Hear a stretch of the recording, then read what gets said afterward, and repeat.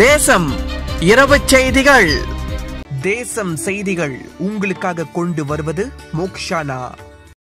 பக்தர்கள் பாதுகாப்பு நலனே முக்கியம். நவராத்திரி வழிபாடு விதிமுறைகளுக்கு உட்பட்டு 1 மணி நேரத்தில் முடிவுறுகிறது. தேவஸ்தான தலைவர் தான்ஸ்ரீ நடராஜா தகவல். தேசம் செய்திகள் குணாளன் மணியம். பக்தர்கள் பாதுகாப்பு நலனே முக்கியம் என்பதால் நவராத்திரி வழிபாடு விதிமுறைகளுக்கு உட்பட்டு 1 மணி நேரத்தில் 20 பேருக்கும் குறைவான குருக்கள் பக்தர்கள் முன்னிலையில் நடைபெற்று வருவதாக கோலாலம்பூர் ஸ்ரீ மகா மாரியம்மன் தேவஸ்தான தலைவர் தான்ஸ்ரீ நடராஜா தேசம் தொலைக்காட்சிக்கு வழங்கிய தொலைபேசி நேர்காணலில் தெரிவித்தார். இந்த நவராத்திரி வழிபாடு கோலாலம்பூர் ஸ்ரீ மகா மாரியம்மன் ஆலயம் மற்றும் ஜாலன்பூடு கோர்ட்டுமலை கணேசர் ஆலயங்களில் மட்டுமே நடைபெற்று வருகிறது. அதே நேரத்தில் பத்துமலையில் பக்தர்கள் பாதுகாப்பு கருதி 6 பேருடன் வழிபாடு நடைபெறுவதாக தேசம் தொலைக்காட்சியிடம் தான்ஸ்ரீ நடராஜா கூறினார். இந்த நவராத்திரி வழிபாட்டில் 20 பேர் வரை கலந்து கொள்ளலாம் என்று தேசிய ஒற்றுமை அமைச்சு அனுமதி வழங்கியதை தொடர்ந்து முறையான SOP-களை பின்பற்றி நவராத்திரி வழிபாடு நடைபெற்று வருகிறது. இந்த நவராத்திரி வழிபாட்டில் 20 பேர் வரை மட்டுமே பங்கேற்க முடியும் என்பதால் அது விதிமுறைகளுக்கு உட்பட்டு நடத்தப்படுகிறது.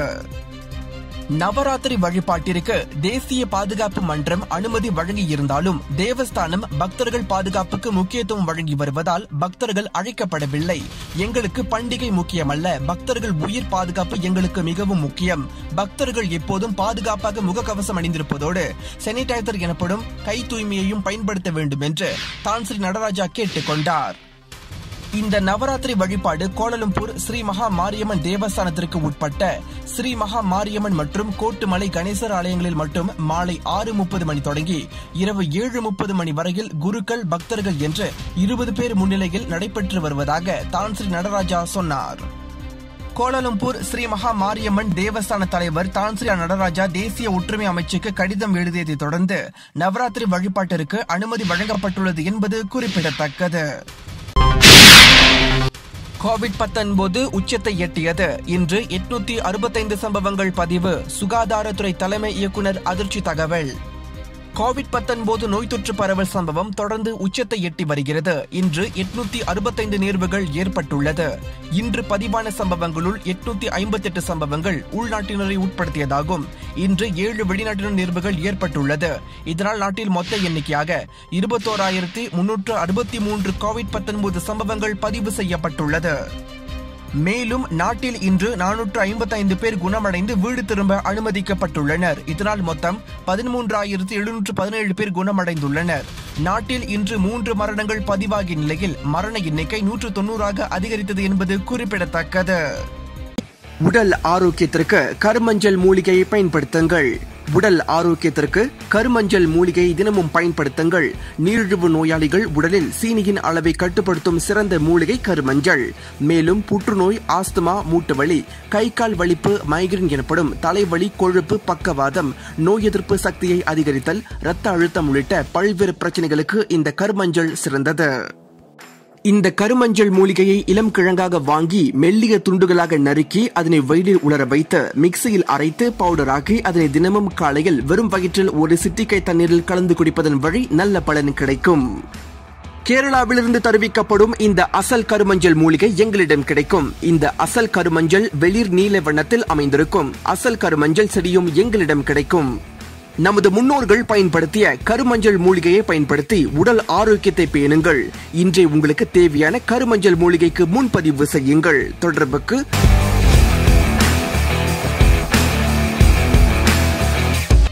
மீண்டும் மாசடைந்தது ஸ்லாங்கூர் ஆற்று நீர். ஆயிர் சுங்காய் 1, 2, 3 மற்றும் ரந்தாவ் பஞ்சாங் நீர் சுத்திகரிப்பு ஆலைகள் மூடப்பட்டன.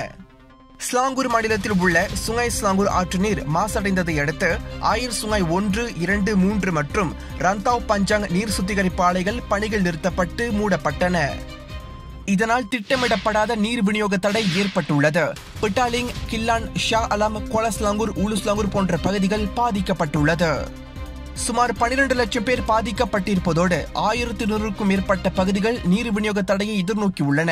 இந்நிலையில் மீண்டும் வழக்கு நிலைக்கு நீர் விநியோகம் எப்போது திரும்பும் என கேள்விக்குறியாக உள்ளதாக தெரிகிறது. நீர் விநியோகம் தடைப்பட்டுள்ள பகுதிகளில் தண்ணீர் லாரி மூலமாக நீர் விநியோகம் தற்காலிகமாக மேற்கொள்ளப்படும் என ஆயிர் ஸ்லாங்கூர் ஓர் அறிக்கையின் வாயிலாக தெரிவித்தது. மருத்துவமனைகளுக்கு இங்கு முக்கியத்துவம் அளிக்கப்பட்டுள்ளது. அண்மைய நிலவரங்களுக்கு ஆயர் ஸ்லாங்கூர் அகப்பக்கத்தை நாடுமாறு பயனர்களை ஆயர் ஸ்லாங்கூர் கேட்டுக் கொண்டுள்ளது. சமூக ஊடகம் வாயிலாகவும் தகவல்களை ஆயர் ஸ்லாங்கூர் வழங்கும் என தெரிவிக்கப்பட்டுள்ளது. முவாஃபகாத் நேஷனல் கூட்டணியில் பிர்சத்து கட்சி இணையும் விவகாரம் இன்றிரவு முவாஃபகாத் கூட்டணி தலைவர்கள் கூட்டத்தில் விவாதிக்கப்படும். தான் ஸ்ரீ அன்வார் மூசா தகவல். அம்னோ பாஸ் அமைத்திருக்கும் முவாஃபகாத் நேஷனல் கூட்டணியில் தான் ஸ்ரீ முஹிதீன் யாசின் தலைமையிலான பிர்சத்து கட்சி இணையும் விவகாரம் இன்றிரவு நடைபெறும் முவாஃபகாத் நேஷனல் கூட்டத்தில் விவாதிக்கப்படும் என கூட்டரசு பிரதேச அமைச்சர் தான் ஸ்ரீ அன்வார் மூசா கூறினார். மேலும் இன்றிரவு நடைபெறும் கூட்டத்தில் அம்னோவின் தேசிய தலைவர் டத்தோஸ்ரீ அஹமத் ஜைட் ஹமீதியும் பாஸ் கட்சியின் தேசிய தலைவர் டத்தோஸ்ரீ அப்துல் ஹடி அவாங் இருவரும் கலந்து கொள்வார்கள் என அவர் மேலும் விவரித்தார். பிரதமர் தான் ஸ்ரீ முஹிதீன் யாசின் ஆகஸ்ட் மாத வாக்கில் பிர்சத்து கட்சி அம்னோ பாஸ் கூட்டணியான முவாஃபகாத் நேஷனல் கூட்டணியில் இணையும் என கூறியிருந்தார். பிர்சத்து கட்சி இணையும் பட்சத்தில் ஒரு புதிய புரிந்துணர்வு உடன்படிக்கை எட்டப்படும் என முவாஃபகாத் நேஷனல் கூட்டணியின் தலைமை செயலாளர் தான் ஸ்ரீ அன்வார் மூசா திட்டவட்டமாக தெரிவித்தார்.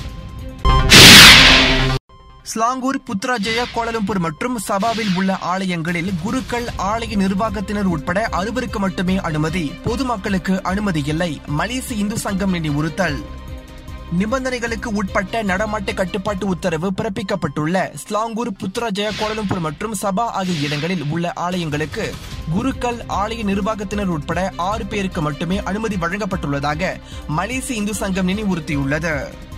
பக்தர்களின் வழிபாட்டுக்கு ஆலயங்கள் இன்னும் திறக்கப்படவில்லை என்பதை மேற்கண்ட 3 மாநிலங்களில் உள்ள இந்துக்கள் கவனத்தில் கொள்ள வேண்டும் என்று மலேசிய இந்து சங்கத்தின் தலைவர் டத்தோ RS மோகன் ஷான் கூறினார்.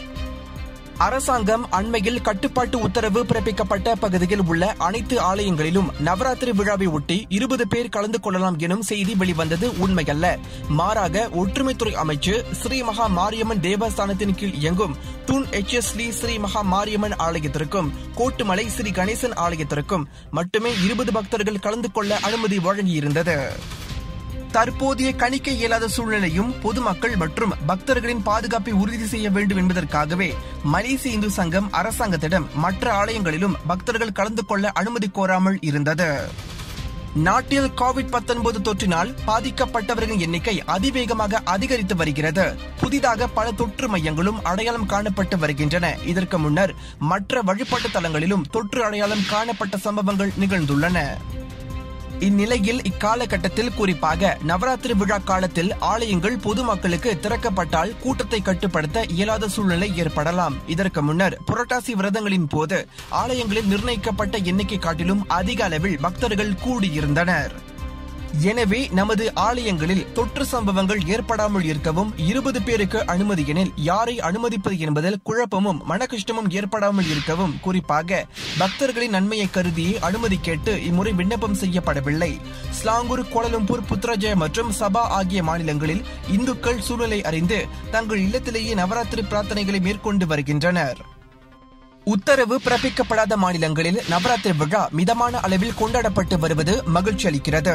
தேசிய பாதுகாப்பு மன்றத்தின் ஆலோசனைப்படி மலேசிய இந்து சங்கம் அறிவித்த செயல்பாட்டு தர விதிமுறைகளை பின்பற்றி ஆலயங்கள் நவராத்திரி விழாவை நடத்தி வருவது சிறப்பு. பொதுமக்களுக்கு திறக்கப்படாத ஆலயங்களில் நவராத்திரி விழாவை ஒட்டி பக்தர்கள் உபயம் ஏதும் எடுத்திருந்தால் ஆலய நலனை கருத்தில் கொண்டு அப்பணத்தை மீண்டும் கோராமல் இருப்பது நலம். அதோடு ஆலய நிர்வாகத்தினர் உபயத்திற்கான பூஜையை நடத்தி அதற்கான பிரசாதத்தை உபயக்காரர்களிடம் வழங்கும்படி மலேசிய இந்து சங்கம் கேட்டுக் கொள்வதாக டத்தோ RS மோகன் ஷான் குறிப்பிட்டார். நாட்டில் மீண்டும் தலை தூக்கியுள்ள COVID-19 பெருந்தொற்றை துடைத்தொழிக்க நம் அனைவரின் பங்கும் மிக அவசியம். தமக்கு பாதிப்பில்லை என அலட்சியம் கொண்டால் அதனால் ஏற்படும் விளைவுகளுக்கு நமக்கு மட்டுமல்ல நம்மை சுற்றியுள்ளவர்களுக்கும் அது தீமையை உருவாக்கிவிடும். வந்த பின் வருந்துவதை விட வருமுன் காப்போம் என்று மலேசிய இந்து சங்கத்தின் தலைவர் டத்தோ RS மோகன் ஷான் வலியுறுத்தியுள்ளார். COVID-19 சாதனைக்கு எந்த விதத்திலும் தடை இல்லை. APJ அப்துல் கலாம் பெயரில் சொந்தமாக விமானத்தை தயாரித்து அசத்திய ஜெயவேந்தன். COVID-19 நோய் தொற்று பரவல் வர்த்தகத்திற்கும் பொருளாதார நடவடிக்கைகளுக்கும் தடை விதித்திருந்தாலும் சாதனை படைக்கவும் திறமையை வெளிக்கொணரவும் எந்த விதத்திலும் தடை விதிக்கவில்லை என்பதற்கு விஞ்ஞானி APJ அப்துல் கலாம் பெயரில் சொந்தமாக விமானத்தை தயாரித்து அசத்தியுள்ள ஜெயவேந்தன் ராஜேந்திரன் மற்றவர்களுக்கு ஒரு உதாரணமாக திகழ்கிறார். தமிழுக்கு வணக்கம், இறைவனுக்கு வணக்கம், எல்லா புகழும் ஐயா அப்துல் கலாம். ஓகே, நான் உங்கள் ஜெயவேந்தன் ராஜேந்திரன். இன்று அப்துல் கலாம் ஐயா அவர்களின் பிறந்த நாள் என்று கலாம் விருது 2020 நற்சான்றிதழ் வழங்கிய புதுக்கோட்டை மாவட்டம் பொன் அமராவதி காமராஜ் நகர் டாக்டர் APJ அப்துல் கலாம் மக்கள் நலச்சங்க தலைவர் மற்றும் செயலவை உறுப்பினர் மலேசிய டாக்டர் அப்துல் கலாம் மக்கள் நலச்சங்க கௌரவ தலைவர் உயர் திரு கலைவேந்தன் டாக்டர் அன்பா அவர்களுக்கும் என் மனமார்ந்த நன்றியினை சமர்ப்பிக்கின்றேன். இந்த விருதினை என் பெற்றோர்களுக்கும் சக குடும்ப உறவுகளுக்கும் காணிக்கையாக்குகிறேன். நன்றி, வணக்கம். தன் உழைப்பாலும் விடாமுயற்சியாலும் மறுசுழற்சி பொருட்களை பயன்படுத்தி அப்துல் கலாம் பெயரில் விமானம் ஒன்றை ஜெயவேந்தன் வடிவமைத்துள்ளார். ஒரு பல்கலைக்கழகத்தில் பொறியியல் துறை இறுதியாண்டு மாணவரான ஜெயவேந்தன் தன் படிப்புக்காக இந்த விமானத்தை வடிவமைத்துள்ளார். 21 வயதாகும் ஜெயவேந்தன் தன் இறுதியாண்டு படிப்புக்காக உருவாக்கியுள்ள இந்த விமானம் பலரது கவனத்தை ஈர்த்துள்ளது. இந்திய மாணவர்களுக்கு முன்னுதாரணமாக திகழும் ஜெயவேந்தன் இளைஞர்களின் நம்பிக்கை நட்சத்திரமாக விளங்கி வருகிறார். ஜெயவேந்தன் தனது முயற்சிகளை தொடர்ந்து மேற்கொண்டு வாழ்வில் வெற்றிகளை குவிக்க வேண்டும் என்பதை பலரும் கேட்டுக் கொண்டுள்ளனர். ஜெயவேந்தன் தந்தை திரு ராஜேந்திரன் காலமாகிவிட்டார். ராஜேந்திரன் தேசிய வகை டெங்கில் தமிழ் பள்ளியின் ஆசிரியராக பணியாற்றியுள்ளார். ஜெயவேந்தன் தாயார் திருமதி புஷ்பா ராமன் டெங்கில் தமிழ் பள்ளியின் தலைமை ஆசிரியராக பணியாற்றி வருகிறார். கோலாலம்பூர் காஜாங் வட்டாரத்தில் APJ அப்துல் கலாமின் 89வது பிறந்தநாள் விழா கோலாகலமாக கொண்டாடப்பட்டது. புதுக்கோட்டை மாவட்டம் காமராஜ் நகர் டாக்டர் APJ அப்துல் கலாம் மக்கள் நல சங்கம் சார்பில் மலேசியாவில் கொண்டாடப்பட்ட டாக்டர் APJ அப்துல் கலாமின் 89வது பிறந்தநாள் விழாவில் மறுசுழற்சி முறையில் இந்தியாவின் தலைசிறந்த விஞ்ஞானி டாக்டர் APJ அப்துல் கலாம் என்ற பெயரில் விமானத்தை உருவாக்கிய பொறியியலாளர் ஜெயவேந்தனுக்கு கலாம் விருது 2020 என்னும் நற்சான்றிதழ் காமராஜ் நகர் டாக்டர் APJ அப்துல் கலாம் மக்கள் நல சங்கத்தின் மலேசிய கௌரவ தலைவர் டாக்டர் அன்பா ஜெயவேந்தனுக்கு விருது வழங்கி சிறப்பித்தார் என்பது குறிப்பிடத்தக்கது. நிபோங் துபால் சுங்கை கிச்சில் தோட்ட வீடுகள் ஆலயங்கள் உடைப்படுவதிலிருந்து தப்பித்தது. ஒரு வார கால அவகாசத்தில் நிலம் மீட்கப்படும். கட்சி பேதமின்றி பினாங்கு வாழ் தமிழர்கள் ஒன்று திரண்டனர். பினாங்கு மாநில தேசம் செய்தியாளர் கலைமணி. நிபோங் துபால் சுங்கை கிச்சில் ஆலயம் வீடுகள் உடைப்படுவதிலிருந்து தற்காக்க பினாங்கு வாழ் தமிழர்கள் ஒன்று கூடுமாறு சமூக வலைதளங்களின் வழி அறைகூவல் விடுக்கப்பட்டதை தொடர்ந்து மக்கள் அணி திரண்டு எதிர்ப்பு தெரிவித்தனர். அந்த வகையில் இன்று காலை 8 மணி முதல் ஆலய வளாகத்தில் இன உணர்வுள்ள சமய காவலர்கள் திரளாக திரண்டனர். கட்சி பேதமின்றி தமிழர்களாக ஒன்று கூடியதைக் கண்டு அத்தோட்டத்து மக்கள் மகிழ்ச்சி தெரிவித்தனர். கோவிட்-19 நோய் பரவல் காரணத்தை முன்வைத்து தென் செபரங்பராய் போலீஸ் துறை அதிகாரிகள் வருகை தந்து பொதுமக்களை கலைந்து செல்லுமாறு உத்தரவிட்டது மற்றும் சிலரிடம் அடையாள அட்டையை கேட்டு வாங்கியது குறித்து வருகையாளர்கள் அதிருப்தி தெரிவித்தனர். பினாங்கு மாநில மாயிகா தலைவர் டத்தோமு ஞானசேகரன், மாயிகா மத்திய செயலவை உறுப்பினர் ஜே தினகரன், மாயிகா மாநில செயலாளர் ஜி இலங்கோ மற்றும் பக்காத்தான் இந்திய தலைவர்கள் டேவிட் மார்ஷல், இந்து அறப்பணி வாரிய இயக்குநர் டத்தோமு ராமச்சந்திரன், IBF தலைவர் மூவி மதியழகன் போன்றோர் போலீசாரிடம் பேச்சுவார்த்தையில் ஈடுபட்ட போதிலும் போலீசார் கூடியிருந்த மக்களை கலைந்து செல்லுமாறு உத்தரவிட்ட வண்ணம் இருந்தனர். இதனிடையே இத்தோட்டத்தில் உள்ள 23 வீடுகளும் 3 ஆலயங்களும் இன்று உடைக்கப்படும் என்ற நில உரிமையாளரின் வேண்டுகோளை முறியடிக்கும் வண்ணம் திரண்டிருந்த மக்கள் கூட்டம் போலீசாரின் கெடுபிடிகளால் கவலையடைந்துள்ள வேளையில் பினாங்கு மாநில துணை முதல்வர் பேராசிரியர் P. ராமசாமி ஆலயம் மற்றும் வீடுகள் உடைக்கப்படாமல் பாதுகாக்க மாநில அரசாங்கம் உரிய நடவடிக்கை எடுத்து வருகின்றது. நிலத்தை வாங்கிட ஒரு வார கால அவகாசத்தை நில உரிமையாளரிடமிருந்து பெற்றுவிட்டோம். அடுத்த திங்கட்கிழமைக்குள் இந்நிலத்தை வாங்கிட வேண்டிய அனைத்து வேலைகளையும் செய்து வருகிறோம் என்று திரளான கூட்டத்தினரிடையே கூறிய போது திரண்டிருந்த மக்கள் கரவொலி எழுப்பி பாராட்டு தெரிவித்தனர். இன்றே ஆலயத்தையும் வீடுகளையும் உடைக்க நில உரிமையாளர் எடுத்த அத்தனை முயற்சிகளும் தோல்வியில் முடிந்தது தொடர்பில் வருகையாளர்கள் ஆலயத்தை காத்த பெருமையில் கலைந்து சென்றனர். இங்கிலீஷ் பிரீமியர் லீக் ஆட்டங்களின் முடிவுகள்: லிவர்பூல், டாட்டன்ஹாம் ஹாட்ஸ்பர், எவர்டன் அணிகள் சமநிலை. ஆர்சனல் தோல்வி, இறுதி நிமிடத்தில் சமநிலை கண்ட West Ham United. English premier லீக்கின் ஆட்டங்களின் முடிவுகள் அதிர்ச்சியை ஏற்படுத்தியுள்ளது. நடப்பு வெற்றியாளரான லிவர்பூல் அணி 2-2 என்ற கோல் கணக்கில் எவர்டனிடம் சமநிலை கண்டது. மற்றொரு ஆட்டத்தில் செல்சி அணி 3-3 என்ற கோல் கணக்கில் சவுத்ஹாம்டனிடம் சமநிலை கண்டது. அடுத்து ஆர்சனல் அணி 1-0 என்ற கோல் கணக்கில் மான்செஸ்டர் சிட்டி அணியிடம் தோல்வியை தழுவியது. இதனிடையே மான்செஸ்டர் யுனைடெட் அணி 4-1 என்ற கோல் கணக்கில் நியூகாசல் அணியை வீழ்த்தி வெற்றியை பதிவு செய்தது. எளிதாக வெற்றி பெறும் என எதிர்பார்க்கப்பட்ட டாட்டன்ஹாம் ஹாட்ஸ்பர் அணி இறுதி நிமிடத்தில் சமநிலை கண்டு அதிர்ச்சியை ஏற்படுத்தியது என்பது குறிப்பிடத்தக்கது. அமைதியான ஆத்ம பயணத்திற்கு முறையான சடங்குகள் தேவை. இந்த முறையான இறுதி சடங்குகளுடன் நல்ல முறையில் சுருக்கத்தை தேடிச் செல்ல நிதி ஒரு சுமையாக இருக்கக்கூடாது என்பதற்காக மோக்ஷானா நிறுவனம் கொண்டு வந்துள்ள தூரநோக்கு திட்டத்தில் பங்கு பெறுங்கள். இறுதி சடங்கு காரியங்களை ஒன்றிணைந்து ஒரே குடையின் கீழ் செயல்படுத்த சம்பந்தப்பட்ட நிறுவனங்கள் வரவேற்கப்படுகின்றன. நித்திய சொர்க்கத்திற்கு அமைதியான பயணம். மோக்ஷானா.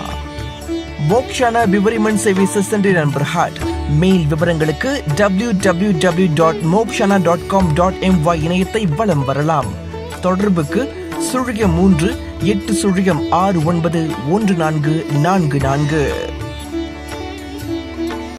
மேலும் சமூகம், சமுதாயம், வர்த்தகம், சுகாதாரம், மக்கள் பிரச்சனை உள்ளிட்ட செய்திகளை தெரிந்து கொள்ள தேசம் தொலைக்காட்சியை பின்தொடருங்கள்.